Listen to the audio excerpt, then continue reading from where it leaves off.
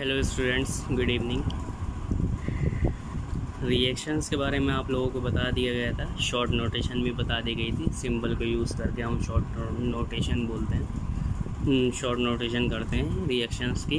अब हम पढ़ेंगे types of chemical reaction. Types of chemical reaction generally जो है वो 5 टाइप की दे रखी है।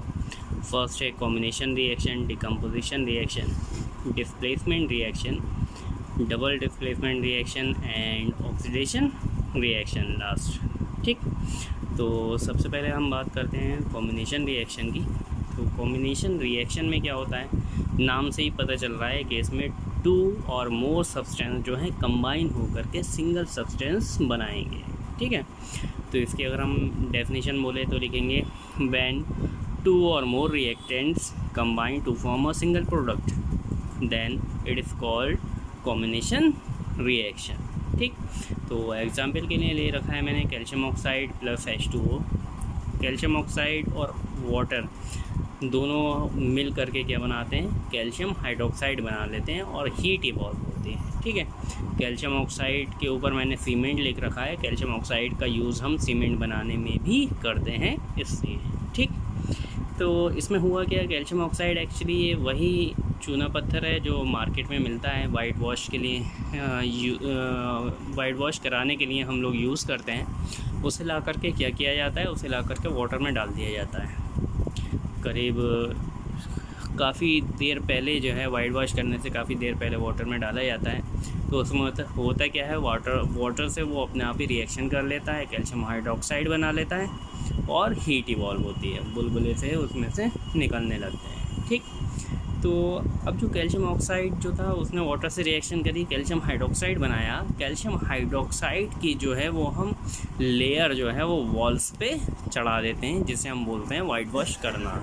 ठीक, अब कैल्शियम हाइड्रोक्साइड की लेयर जो है वो उस पर चढ़ा देते हैं, लेकिन उसमें जो है वाटर मॉलिक्यूल बहुत सारे होते हैं, है ना, क्योंकि वाटर से रिएक्शन करके वो बनता है। तो 1-2 दिन लगते हैं उसे सूखने में। तो सूखने के दौरान क्या होता है, वो आपके एनसीईआरटी में बहुत इंपॉर्टेंट पॉइंट दे रखा है, मार्क किया हुआ, नॉलेज के लिए है ये, और नॉलेज लिखा है ये शॉर्ट में। तो कैल्शियम हाइड्रोक्साइड जो है वो एटमॉस्फेयर की कार्बन डाइऑक्साइड जो थी उससे रिएक्शन करता रहता है और कैल्शियम कार्बोनेट की एक लेयर बना देता है पूरी वॉल पे, और जो वाटर मॉलिक्यूल था वो बाहर निकल जाता है। ये हमारा जो है वाटर मॉलिक्यूल स्टीम की फॉर्म में, वो वेपर की फॉर्म में जो है वो बाहर चला जाता है। ठीक, तो जो मेन प्रोडक्ट था जो हमारा वाइट वॉश करने के बाद सूखने के बाद जो बचता है वो कैल्शियम कार्बोनेट बचता है। ठीक है, ये भी एक तरह का क्वेश्चन था। इसके बाद और भी इक्वेशंस हैं हमारी, रिएक्शंस हैं हमारी जो कि कॉम्बिनेशन रिएक्शन में ही आती हैं। जैसे बर्निंग ऑफ कोल है, मैंने यहाँ पर लिख रखा है। कोल मतलब कोयला होता है, कोक। ये कार्बन होता है, सीधा सीधा कार्बन को जब हम बर्न करते हैं, बर्न करने का मतलब होता है ऑक्सीजन से रिएक्शन कराना। तो कार्बन की ऑक्सीजन से रिएक्शन कराते हैं तो फिर कार्बन डाइऑक्साइड गैस बनती है और रेसिड्यू जो है वो बचा रह जाता है। ऐसे ही हाइड्रोजन ऑक्सीजन से रिएक्शन करके वाटर मॉलिक्यूल बना लेता है, ये भी कॉम्बिनेशन रिएक्शन है। 2 रिएक्टेंट मिल करके सिंगल प्रोडक्ट बना रहे हैं, ये भी। ठीक, अब इसके बाद इसी में जो है छोटा सा इन्होंने एक्सोथर्मिक रिएक्शन को भी समझा दिया है। होना ये चाहिए था कि ये हेडिंग जो है वो अलग से होनी चाहिए थी एनसीईआरटी में, लेकिन अलग से ना हो करके यहीं पर ही दे रखी है, तो इसलिए मैंने यहाँ पर स्टार बना करके लिख भी लिया। तो एक्सोथर्मिक रिएक्शंस वो रिएक्शंस होती हैं जिसमें हीट इवॉल्व होती है, जिसमें हीट इवॉल्व होती है वो रिएक्शंस हमारी एक्सोथर्मिक रिएक्शन कहलाती हैं। जैसे हमारा ये था, कैल्शियम ऑक्साइड को हमने वाटर में डाल दिया था, कोई भी हीट अपने पास से हमने नहीं दी, अपने पास से हमने गर्म नहीं किया, ये अपने आप ही जो है सिलेक्लाइन में चेंज हो गया और हीट इवॉल्व हुई। ठीक है, तो थोड़ी देर बाद जब आप उसे छू कर देखेंगे तो उसका टेम्परेचर जो है वो पहले से बढ़ जाता है। इसका मतलब ये हुआ हीट उसमें अपने आप ही इवॉल्व होने लगती है।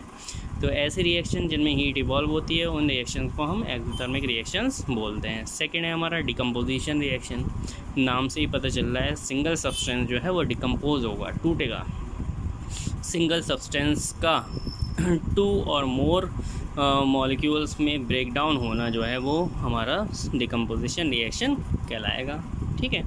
तो FeSO4 था। अब क्योंकि ब्रेक डाउन करना है तो ब्रेक डाउन कई तरीके से किया जा सकता है। आपकी जो वो बुक है NCERT उसमें दे रखा है हीट से ब्रेक डाउन करना है। FeSO4 को जब हम हीट देंगे, बहुत सारी हीट का साइन होता है ये डेल्टा, या फिर ऊपर हीट लिख भी सकते हैं। तो ये Fe2O3 ये हमारा क्या है, आयरन ऑक्साइड है। आयरन ऑक्साइड सल्फ़र डाइऑक्साइड और सल्फ़र ट्राईऑक्साइड में चेंज हो जाएगा। आयरन ऑक्साइड जो है वो हमारा सॉलिड होता है, ठीक। ये गैसेस फॉर्म में होते हैं दोनों, सल्फ़र डाइऑक्साइड सल्फ़र ट्राईऑक्साइड, क्योंकि गैसेस फॉर्म में होते हैं इसलिए ये एटमॉस्फेयर में चले जाएंगे। अब और ऐसे ही कैल्शियम कार्बोनेट था, ऊपर वाले रिएक्शन को हम उल्टा भी लिख सकते हैं। कैल्शियम कार्बोनेट को हमने क्या किया, ब्रेक डाउन किया, मतलब इसे हीट दी, ठीक। जब कैल्शियम कार्बोनेट को हीट देंगे तो कैल्शियम ऑक्साइड और CO2 बन जाएगा। ऐसे ही एक मेन रिएक्शन लिख रखी है PbNO3 का होल ट्राइस। ये हमारा Pb होता है लेड, LEAD, NO3 बोलते हैं नाइट्रेट को, तो ये हमारा लेड नाइट्रेट है। लेड नाइट्रेट को जब हम हीट करते हैं तो लेड ऑक्साइड, नाइट्रोजन डाइऑक्साइड और ऑक्सीजन में ब्रेक डाउन होता है इसका, ठीक। ये इंपॉर्टेंट इसलिए है क्योंकि ये आपको दे रखा होता है पूरा और आपको प्रोडक्ट लिखना होते हैं, ठीक। और AgCl है। AgCl को जब आप सनलाइट में रख देते हैं तो थोड़ी देर बाद सिल्वर अलग हो जाता है और क्लोरीन गैस अलग हो जाता है, ठीक। अगर किसी चीज़ में रखा हुआ था तो सिल्वर जा कर के बॉटम में जमा हो जाता है, जो कि मिरर टाइप का लगता है, जिसमें आप अपनी शक्ल देख सकते हैं। ऐसे ही हमारा है डिस्प्लेसमेंट रिएक्शन। डिस्प्लेसमेंट रिएक्शन नाम से पता चला है किसी एक सब्सटेंस को उसकी जगह से हटा देना, डिस्प्लेस करना कहलाता है।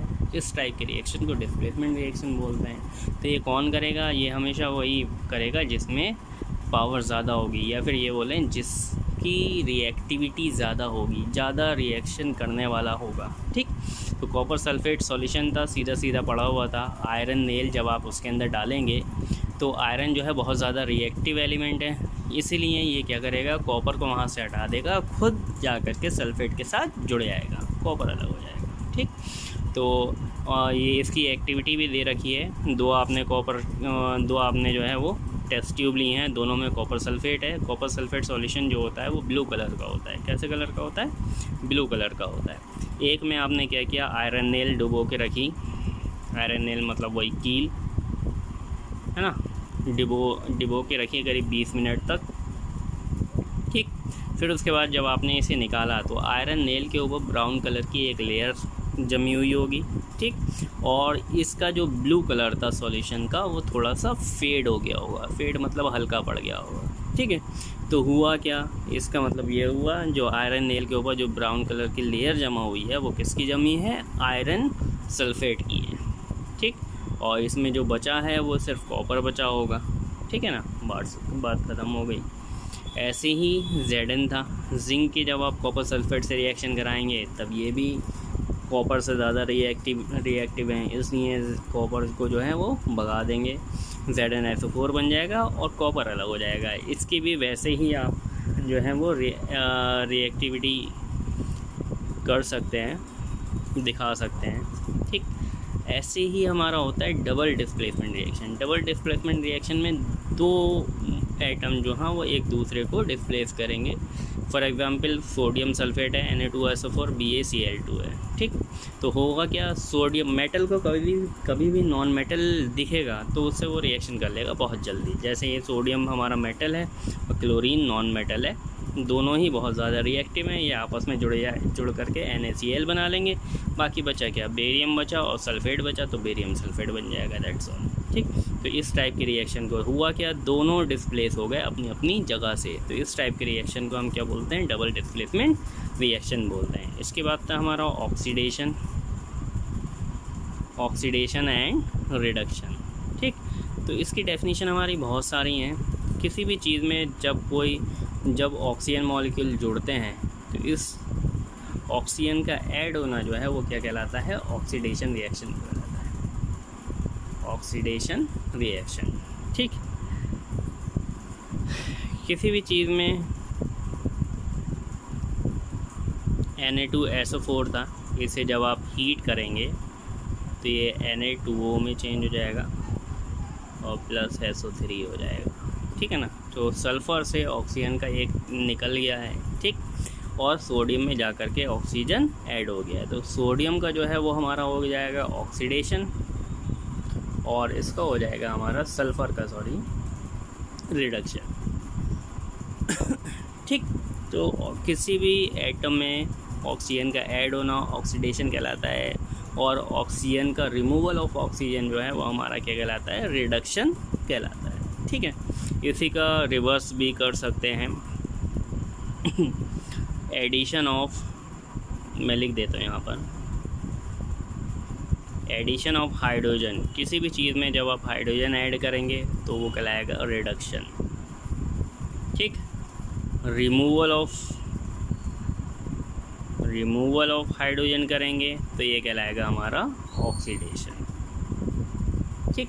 तो ये डेफिनेशन थी जो आप लोगों को याद करना है। और एडिशन ऑफ हाइड्रोजन आप कोई भी रिएक्शन ले सकते हैं, जैसे हमारा कैल्शियम ऑक्साइड है, जब आप हाइड्रोजन से रिएक्शन करेंगे तो यहाँ पर भी हमारा क्या बन जाएगा, कैल्शियम हाइड्रोक्साइड बन जाएगा, ठीक है। हाइड्रोजन जा करके इनमें ऐड हो गया, तो हाइड्रोजन का ऐड होना क्या कहलाता है, रिडक्शन कहलाता है, ठीक है। तो ये रिडक्शन रिएक्शन है, ठीक। दैट्स ऑल, आज के लिए इतना ही, बाकी नेक्स्ट टर्न पे करते हैं।